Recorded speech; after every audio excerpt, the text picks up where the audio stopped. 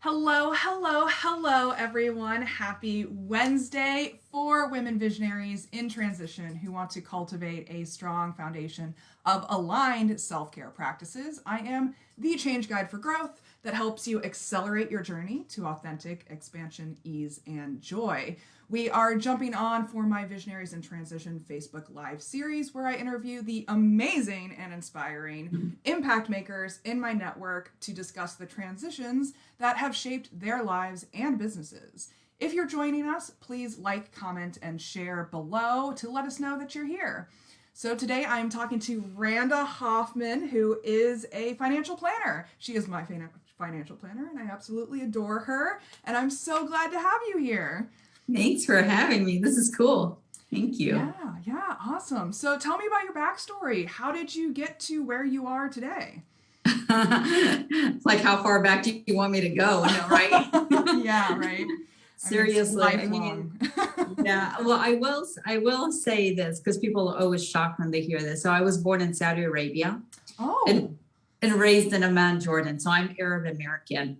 Oh, wow. I didn't know that. That's awesome. Yeah. People were like, oh, it's easy for you. I'm like, yeah, not even close. My life was not easy at all. But, I came to the States when I was 17.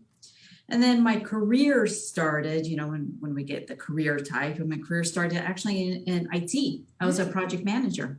An IT project manager within the IT realm. There's different roles in there. But at some point, I really started questioning if I keep going along this path, I will be forgotten. And I don't want to be forgotten. So what do I really want to do? And I really loved finances. And an opportunity came up in that they canceled our entire project portfolio. They gave us a 2-week notice and a severance package. Okay. I cried my eyeballs out. And then I was like, well, actually, this is kind of like an opportunity. So what am I going to do? And I started at Edward Jones. And that's how I got into Edward Jones. And then I was like, okay, but I want to do my own thing. So off I go, took the crazy, scary AF leap of faith and started my own firm and moved to California. And here we are chatting with you. Yes. I remember meeting you back when you were with Edward Jones and then you launched off onto your own. And I was like, yay, look at you go. All business owners will have that.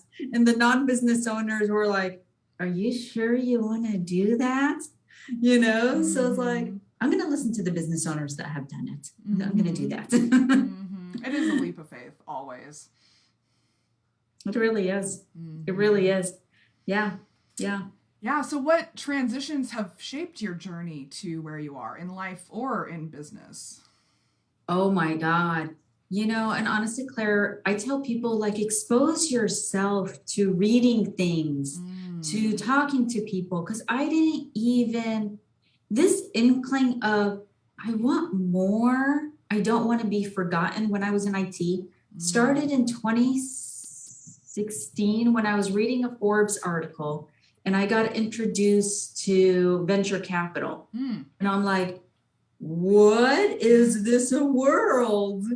And I self-studied it for 3 years. And I thought that, so you don't know what little thing you read or person you talk to that's going to click and just shift you in such a way. Yeah. Yeah. I mean, that I cannot underline that statement enough.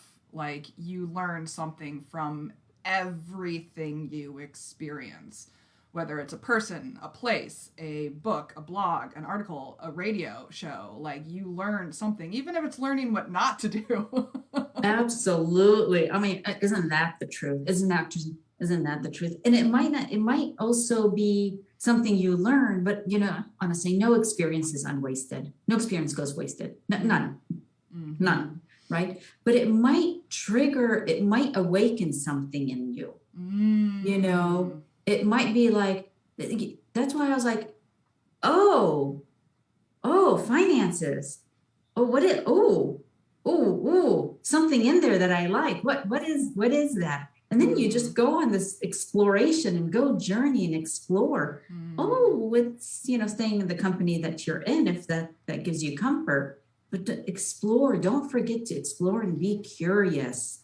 That is, I'm an Aries and we're very childlike. So I'm always exploring. I'm like, what are we doing now? What's going on? But it's good. It's really good. Yeah, I love that. Aries is the first sign of the zodiac, and so you guys are definitely the trailblazers. You are the children who go out into the world and like explore and experiment and find, and then you're like, this is so much fun. Yeah. We're the fire, we're fire. So we're the beginning of it. We're the spark of creation, Oh, that's really big. Yeah. But we have a tendency to be lazy. Not me, but there are areas that there is a tendency to be lazy. But anyway, yeah. So back to careers. Yeah. Explore. So are there any particular books that you've come across along the way that have been majorly impactful for you? You mentioned the Forbes article. What about books, blogs, and other sources? So I read this book, Never Eat Alone, and I talk about it so much. It's about creating relationships and networking, and nothing happens on our own. Like if I didn't meet you, I would have never met this person and this person and this person. So it just baffles me when people are not interested in meeting and connecting and networking and talking to other people. So really don't underestimate the power of that human connection. Right. That's a good one. I love podcasts. So my spiritual teacher, her name is Loretta Brown, and she has a podcast, and she's actually in Bellevue. And so, I always listen to her. Her podcast comes out every Thursday. So Loretta Brown, the original Loretta Brown show. I have to give a plug for her. So, yeah. I mean, we got to shout out our inspirations because we want to share them with the world around us, right? And she's a big impact on my life. I genuinely don't think I would be the woman I am today if it wasn't for her. That is the true statement I tell her every time. Like, I'm so grateful for her. So grateful. Yeah. Yeah. Speaking of like books about social networks, there's one called Social Wealth. And I believe the author is Jason True, Treu. And it's talking about how your network is your net worth. Yes. If you're surrounded by people who can support you and know more than you and can guide you and just encourage you and cheerlead you, you're going to get so much farther in life than if you're doing it on your own. Like that old adage, it takes a village, is so true, especially when you're a business owner. Like business is built on relationships. Life is built on relationships. Yeah. That is the honest. And sometimes, honestly, being a business owner, sometimes like my best friend is Lauren. Sometimes, on our lunch break, we go to the beach and we'll go walk. And it's like, can I just not be strong right now? I'm so strong and positive. I just don't want to be it right now. And we walk and we just chat. And sometimes you just need that too. Where's that? We need that. Yeah. Sometime on the weekends when I have like walking dates with friends or whatever, I'm like, I'm in a no F's mood right now. Like, I'm just giving no F's. Like, I'm not performing. I'm not going to try. Like, I'm not even showing up as my best. You're just getting what you're getting. And that's what I need right now. Yeah. And we need, I think whether we're a business owner or not, I think we always need that space to just, I don't want to be strong right now. I'm always a warrior. Can I not be right now? Yeah. I want to be my little girl self. I love that. I've been seeing some great memes circling around on the internet lately. That's like, I don't want to be called resilient anymore. I don't want to be called strong anymore. Like, I know how to do that, especially as business women. Like, we know how to be the strong, resilient, goal-oriented, ambitious go-getter. But what if we're just soft sometimes and we just ooze instead of push, or like flow instead of forcing things and just existing? Like, whatever happened to just being? Like, we don't always have to be doing something actively. We don't have to be looking at our phones. We don't have to be reading a book. We don't have to be engaging even in a conversation. What about just existing? And that's really what the shift of humanity we're going through. We're bringing in the feminine energy back in. And what's that feminine energy? It's intuition. It's following our heart. I mean, when I tell people I bring spirituality into finances, that's that feminine masculine energy. And people are like, what? I'm like, yeah, no, it needs to exist. It's a balance. We need to balance it out. Yeah. So yeah, I'm strong and I'm very resilient and I pick myself up by my bootstraps for 41 years, like a lot. And so yes, there's that. But you know what? I'm a softie too. I'm emotional. You know, when I work with my clients and we do a guided visualization, I cry a lot. I always cry. You know, it's just it is what it is. It is, and it's good and it's welcomed. And it's not a weakness, you know. Like some people try to suppress their emotional expressions so much, and I'm like, let it out. Whatever it is, just let it out. Like, as long as you're not harming anyone with it, just like let it out. Yeah. And you know, there's so much training in that, and there's so much trauma in that, and there's so much hurt and insecurity in allowing us to open up like that. It's such a vulnerability, and there's so much behind the scenes. It's like, why are you not? What's going on? Yeah, I always say the two things that I offer my clients is presence and permission. Yeah. Like, I'm present for whatever's going on with them in a non-judgmental, non-shaming way, like it is what it is. And then I give them permission to do what is best for them as a result of that. Like, I always use the example of like when I'm feeling angry and I need to like physically express that anger, I will go out into the backyard and rip up cardboard with my hands. And it's such like a physical release of that energy that it is a very good acknowledgement of that energy instead of suppressing it or changing it or trying to force it into a socially approved expression. Yeah. And what an honor and what a gift you're giving your clients for that. You know, I don't know if people have space to do that. You know, when I meet with my clients and do guided visualization, one client told me, I've never felt this love before. What? I know. Wow. Or I've never shared this with anybody before.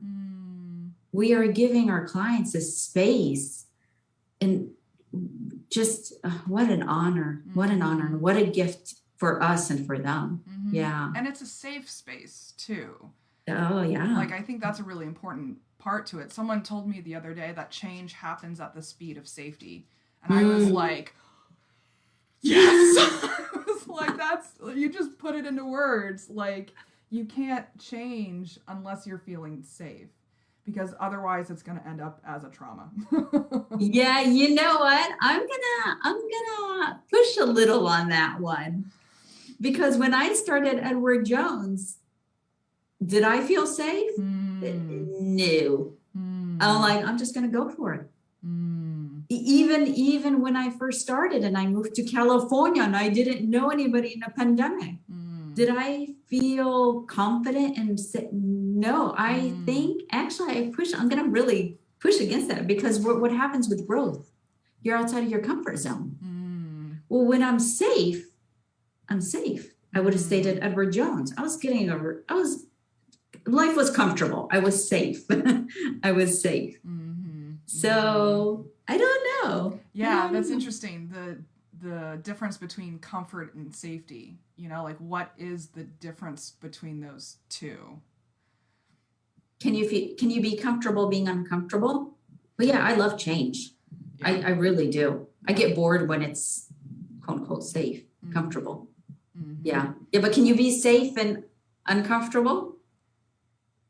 Yeah, that's a big question. Yeah, because that's pondering. It's also internal. Like, can you self-soothe yourself while you're going through these changes? I think that's a level of safety that people don't often take the time to nurture. Yeah. And that's really coming back to yourself. That's really understanding there's more to, and I just did a recording on the podcast. There's more to this humanness than our humanness. You know, there's more going on. how can we tap into these energies? We all have spirit guides, there's archangels, there's angels, there's this, there's that, there's God. What about him or her? Goddess, right? What about that? There's more to that. So how can we rely and tap into that energy? Yeah, that leads me into my next question perfectly, is like, what tools or practices do you use to support yourself mentally, emotionally, spiritually, and physically? Like, what practical tools have you used over the years? So let me just say this. I used to be a gym junkie and I used to run. As of the last 3 months, that got all put on hold. So, obviously I feel a little guilty of that because that's the first thing that I mentioned. So there's that. But I meditate every morning. And my meditation, listen, it's not perfect. If I need to sleep in because I'm tired, it is what it is. So I don't want people to hear and be like, I can't do that every day. Well, it can't be, it's not black or white. It's okay. You can have a little gray in there and some days it's like this. So I meditate every day, typically for an hour, because it's a meeting, it's an active meditation.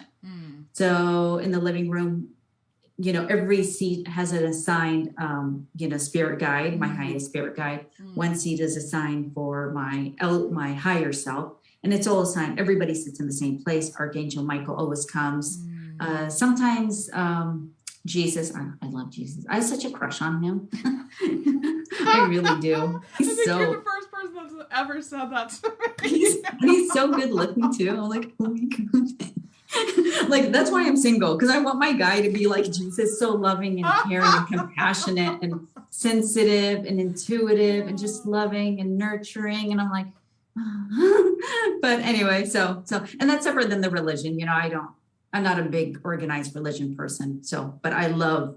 So, and every now and then somebody different archangel might come. My galactic light being might come. Sometimes radiant wealth planning. I invite her to join the circle. And so that's meditation every morning. Yeah. And then I do guided meditation with Loretta every Sunday when she has them and do that. So yeah, and I read. I like to read, just different. What's on your reading list right now? So there is this book that I met from talk about connected and just the universe connecting people. I won't, it's a long story, but anyway, so her dad and this other lady back in 1984 wrote a book. This lady downloaded all the information. He's a past life hypnotist. They both since passed, but they wrote a book together, and it talks about the beginning of creation of the universe. All the way through. It goes through Atlantis and just the evolvement of it and the spiritual realm and everything. So I'm reading that. I'm like, oh my God, this, in a way, it's like, oh my, what? Mind blowing. But in a way, that's true. I feel the truth to it. And so that's that. And also, if we go back to a normal reading book, The Untethered Soul, I'm reading that. So. Yeah, I've heard that. It's been on my list for a while, but I haven't picked it up yet. My library list is so long. It's too long. Audible. Yeah. I'm a visual person, so I can't do audiobooks or even podcasts. I create podcasts, but I don't listen to a lot of them. I have to have the words in front of me or like some type of visual in front of me. So the library is my best friend. That's good. Yeah. But that meditation practice is so huge. Like, that's something that I always try to be an advocate for. If it's the bare minimum of what you're doing, you need to have some sort of self-reflective, meditative, they call it interoception for neuroscience, looking inside, because you have to have this bottom level foundation of self-awareness in order to move forward in life. It's going to be the foundation of success. It's going to be the foundation of happiness. It's going to be the foundation of connection. Because if the actions that you're doing in your life are not aligned with your inner sensations, inner beliefs, inner assumptions, inner feelings, inner thoughts, then it's just like throwing spaghetti at the wall. So you need to have that cultivated foundation of self-awareness, which is brought about by meditation or journaling, or for sometimes it's prayer for people. You have to have this self-reflective process. That's bare minimum in my book. Yeah, and I like that you said or journaling or other things because, for example, my friend Lauren, yeah, I don't think she minds me, but Lauren, let me tell you about Lauren. Lauren, she's such a, I just adore her to pieces so much. But she for her meditation is not her thing, but journaling is her thing. Mm-hmm. For me, journaling, I do it every Sunday, and at the end of the year, I'll look at my Sunday entries and make a synopsis. But for me, it's not uh, to understand what's going on. For me, that's meditation. Some people, it's walking meditation. Just walk Totally. and just quiet the mind when you're walking. Some people do that. Mm-hmm. So yeah, it doesn't have to be sit down, Mm-hmm. close your eyes. Yeah. Mm-hmm. I like that you mentioned that. Yeah, yeah. I mean, there's so many options out there, and it really is custom. Like one of my go-to phrases is "Do you, boo?" Yeah. Like Yeah. whatever doing you looks like, just do you, boo. Like, Yeah. Yeah. Exactly. Exactly. Yeah. Yeah. Yeah. I love that. Good. Yeah. Well, is there anything else we want to add in before we start wrapping up for today? Let's see. Well, man, this is such a big topic on Yeah. transition and visionaries. I would say now more than ever, if there's a heart's calling, there's a reason there's a heart's calling. Our heart doesn't call us towards something, because it's trying to take us off path. Our heart's always calling us towards something that's on our path.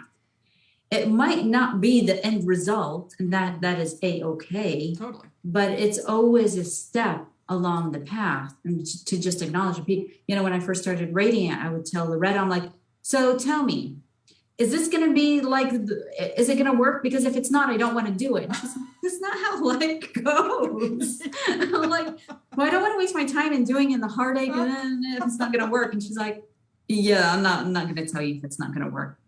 But your guides will not let you fail. So I'm like, okay, that's good enough. Yeah. Well, that brings us back around to how we started this call. Is like nothing's a waste of time.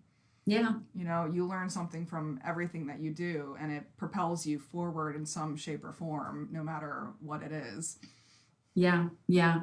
Yeah. Yeah. So who would have thought, doing this would bring you a great, spiritual awakening or do this, but you don't know. So please, please, please, please, please follow your heart's calling and take that leap of faith. And I even call it micro. Do a micro leap. Do a micro step. It doesn't have to be all crazy, like some Aries people do. But please take a step. Well, we all have our flaws, right? Yeah, honestly. Oh, wow. Okay, so these are really powerful themes that we're talking about here. And audience, I definitely encourage you to share your own thoughts and feelings and insights and stories with us as well. We'd love to know how similar transitions or even different transitions have impacted you in your own lives and businesses as well. And special thanks to Randa for joining me. It has been an absolute pleasure. Thank you. Thanks, Claire. Thanks for having me. Yeah, totally. So I'm always looking for more guests. If you guys are interested coming on this series and sharing your own perspectives and insights and stories, please reach out to me and I'll send you the sign up link. I'm actually booked out until the end of June, beginning of July, so it might be a bit of a wait list, but I'd still love to chat with you. And in the meantime, please comment, like, and share below and check out Linktree/Liminal Clarity for all of my links. And Randa, where can folks find out more about you? I'm all over the place. I'm so easy to find, but the easiest place, just go to the website, radiantwealthplanning.com. Everything is there. Excellent. And I'll remember to put the links in the comments afterwards for easy access. And until next time, remember that your authentic self is extraordinary, it is wonderful, and you owe it to yourself to create the elevated life that you know you are capable of. So until next time, take care, everyone. Bye. Bye. Thank you.